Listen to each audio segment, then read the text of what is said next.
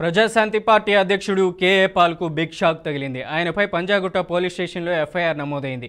Paul ఆఫీసులో పనిచేస్తున్న ఒక యువతి తనను లైంగిక వేధిస్తున్నారని షీ టీమ్స్ను ఆశ్రయించింది.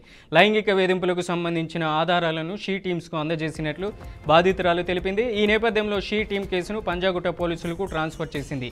ఈ మేరకు కేసు నమోదు చేసి దర్యాప్తు చేపట్టినట్లు పోలీసులు వెల్లడించారు. ప్రజాశాంతి పార్టీ అధ్యక్షుడు కేఏ పాల్కు బిగ్ షాక్ తగిలింది. ఆయనపై పంజాగుట్ట పోలీస్ స్టేషన్లో ఎఫ్ఐఆర్ నమోదైంది. పాల్ ఆఫీసులో పనిచేస్తున్న ఒక యువతి తనను లైంగిక వేధిస్తున్నారని షీ టీమ్స్ను ఆశ్రయించింది. లైంగిక వేధింపులకు సంబంధించిన ఆధారాలను షీ టీమ్స్కు అందజేసినట్లు బాధితురాలు తెలిపింది. ఈ నేపథ్యంలో షీ టీమ్ కేసును పంజాగుట్ట పోలీసులకు ట్రాన్స్ఫర్ చేశారు. ఇక ఇదే అంశానికి సంబంధించి మరింత సమాచారాన్ని అందించడానికి మా ప్రతినిధి శ్రీకాంత్ ఫోన్ లైన్లో ఉన్నారు. శ్రీకాంత్, అప్డేట్స్ ఏంటి? రైట్, ప్రజాశాంతి పార్టీ అధ్యక్షుడు కేఏపాల్ పై లైంగిక వేధింపుల కేసు అనే అంశం ప్రస్తుతం చర్చనీయాంశంగా మరి మీరు చెప్పుకోవాలి.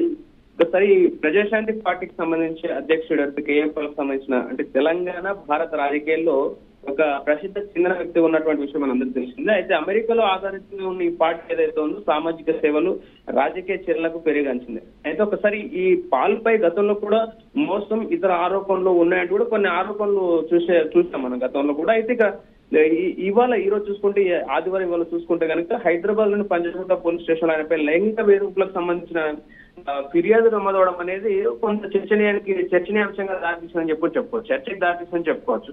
అయితే ఈ ఘటనకు సంబంధించి సి టీమ్ ఏదైతే special police unit for women and children ఏదైతే సి టీమ్ ఉందో దాని ద్వారా ట్రాన్స్ఫర్ చేయబడి ఇక్కడ పంజాగుట్ట పోలీస్ స్టేషన్ ఏదైతే ఉందో అది వాళ్ళకపై దర్యాప్తును ప్రారంభించడం జరిగిందని చెప్పుకోవాలి. అయితే ఇక్కడ బాధితులు చేస్తున్న ముఖ్య ఆరోపణలు చూసుకుంటే కనుక బాధితురాలు కేఏపాల్ ఆఫీస్ లో పనిచేస్తున్న ఒక యువతి అయితే ఆమె పాల్ లైంగికంగా వేధించాడు అంటే ఆమె పాల్ తనను లైంగికంగా వేధించడంతో ఆమె చేసిన ఆరోపణలు ప్రస్తుతం చర్చకు దారితీసింది. అయితే ఈ ఆరోపణలకు సంబంధించిన ఆధారాలు ఆమె సి టీమ్ కి కూడా అప్పగించినట్టుగా తెలుస్తా ఉంది. ఆమె ఫిర్యాదు ప్రకారం పాల్ ఆమెను అమెరికాను పంపిస్తానని చెప్పేసి తనకు లైంగిక వేధింపులకు పాల్పడ్డాడు. అంటే తనను అమెరికాకు పంపిస్తానని చెప్పి లైంగికంగా వేధించే ప్రయత్నం చేసినట్టు కూడా ఆమె ఆరోపణ చేస్తా ఉంది. అయితే ఈ ఘటనకు సంబంధించి హైదరాబాద్ లోని పాల్ ఆఫీస్ సంబంధిత ప్రదేశంలో జరిగినట్టు కూడా తెలుస్తోంది. అయితే ఇకపోతే ఇక్కడ సి టీమ్ జోక్యాన్ని చూసుకుంటే కనుక బాధితురాలు మొదట సి టీమ్ కు ఫిర్యాదు చేసింది. అయితే ఆమె అందించిన ఆధారాల ఆధారంగా ఈ సి టీమ్ ఏదైతే ఉందో కేసును పంజాగుట్ట పోలీసులకు ట్రాన్స్ఫర్ చేయడం అనేది జరిగింది. అయితే సి టీమ్ మహిళలు పిల్లలకు వేధింపులపై ప్రత్యేకంగా పనిచేసిన యూపీగా ఈ కేసులో త్వరిత చర్యలు తీసుకునే ప్రయత్నం చేసిందని చెప్పుకోవాలి. అయితే ఇక్కడ ఎఫ్ఐఆర్ నమోదు చూసుకుంటే పంజాగుట్ట పోలీస్ స్టేషన్ లో ఎఫ్ఐఆర్ పర్టికులర్ గా ఇక్కడ సి టీమ్ నుంచి ట్రాన్స్ఫర్ అయిన తర్వాత పంజాగుట్ట పిఎస్ లో ఎఫ్ఐఆర్ అనేది నమోదవడం జరిగింది.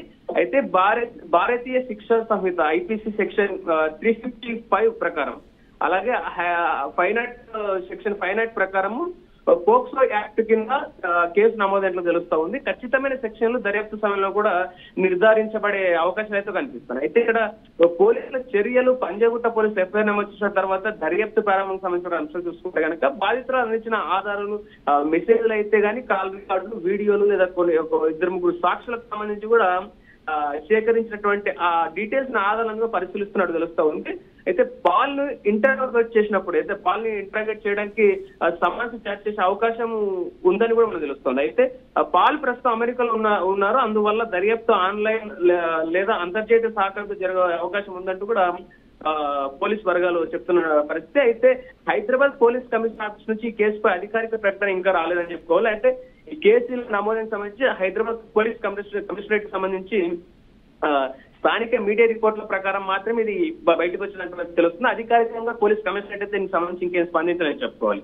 అయితే కేఏపాల్ కి సంబంధించి ఈ అంశానికి సంబంధించి కేఏపాల్ ఏమైనా స్పందించినట్టు చూస్తే కనుక పాల్ గానీ ప్రజాశాంతి పార్టీ నుంచి కానీ ఈ ఆరోపణని ఇప్పటి వరకు ఎవరు అధికారికంగా ఖండించలేదు, అధికారికంగా ఎవరు స్పందించలేదని చెప్పుకోవాలి.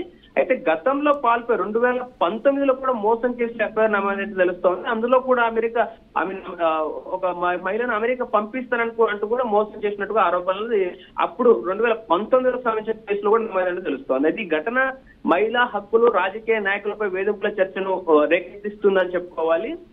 అంటే ఈ హ్యాష్‌ట్యాగ్ మీటూ ఉద్యమం సందర్భంగా ఇలాంటి కేసులు తెలంగాణలో పెరుగుతున్నాయనేది అంటే ఇప్పుడు ఎవరైతే నిపుణులు చెప్పుకొస్తున్నట్టు పరిస్థితి. అయితే ఈ చట్టపరమైన చర్యలు చూస్తే మనం ఇందాక చెప్పుకున్నట్టుగా ఐపీసీ సెక్షన్ 354A అలాగే 506 అంటే లైంగిక బెదిరింపులు లైంగిక వేధింపులు బెదిరింపులు అంశాన్ని కిందికి తీసుకొని ఈ శిక్ష గరిష్టంగా 3 సంవత్సరాల నుంచి జైలు అలాగే జరిమానా కూడా ఉండే అవకాశము ఉన్నట్టుగా తెలుస్తోంది. అయితే దర్యాప్తు పూర్తయిన తర్వాత కోర్టుకు ఛార్జ్ షీట్ దాఖలు చేయడము, బాధితులకు సమర్థవంతమైన సహాయం అందించేందుకు మహిళా సంస్థలు కూడా ఒక వైపు నుంచి సహకరిస్తున్నట్టుగా తెలుస్తోంది.